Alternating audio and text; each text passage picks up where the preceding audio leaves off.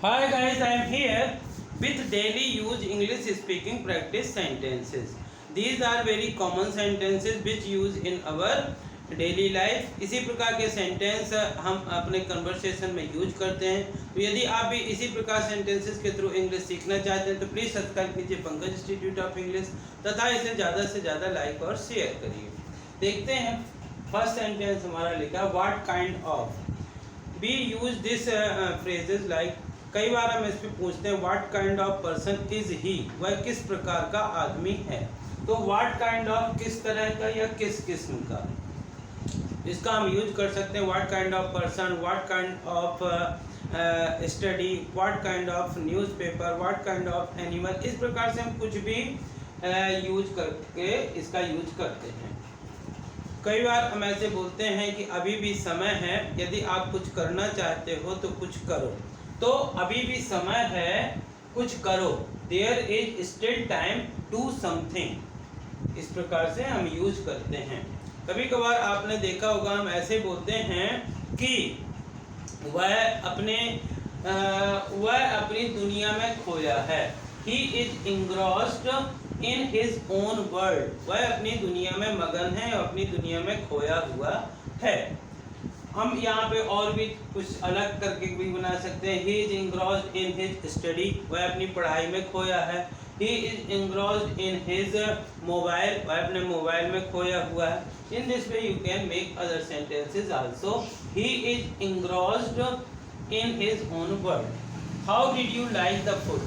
जब कभी कोई व्यक्ति को आप अपने भोजन पे इनवाइट करते हैं और जब वह खाना खाता है तो जनरली आप पूछना चाहते हैं कि खाना भोजन कैसा लगा. तो इसको बोलेंगे how did you like the food. आपको भोजन कैसा लगा. हर व्यक्ति के लिए कोई ना कोई काम कभी ना कभी फर्स्ट टाइम पे होता है.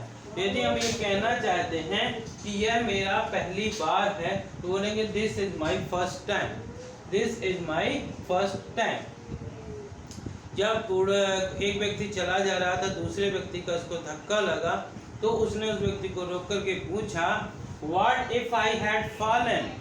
What if I had fallen. यदि मैं गिर जाता तो क्या होता यदि मैं गिर जाता. If I had fallen. He had come to me for money.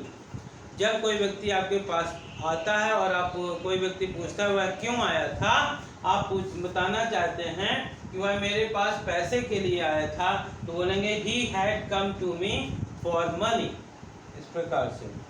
और जब कोई व्यक्ति आपके पास अचानक पहुंच जाता है और आप कहना चाहते हैं कि मैं बस आप ही के बारे में सोच रहा था तो इसको बोलेंगे I was just thinking about you. I was just thinking about you. मैं बस तुम्हारे ही बारे में सोच रहा था. Having such A friend was my will. ऐसा आपने देखा होगा कि कोई व्यक्ति कार लेके आता है तो दूसरा व्यक्ति कहने लगता कि ऐसी कार होना मेरा भी शौक था, मेरी भी इच्छा थी.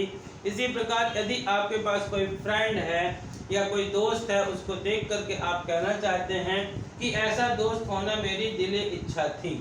Having such a friend was my will. Having such a friend was my will. और जब आप किसी कार्य को किसी दूसरे तरीके से करते हैं, गलत तरीके से करते हैं तो इस प्रकार का हम सेंटेंस यूज करते हैं दिस इज नॉट द वे. यह तरीका नहीं है. जैसे हमको कहना है ऐसे थोड़ा ना कहते हैं या कहने का ये तरीका नहीं है. This is not the way to say. आप यहाँ पे और भी सेंटेंस फ्रेम कर सकते हैं. This is not the way to play.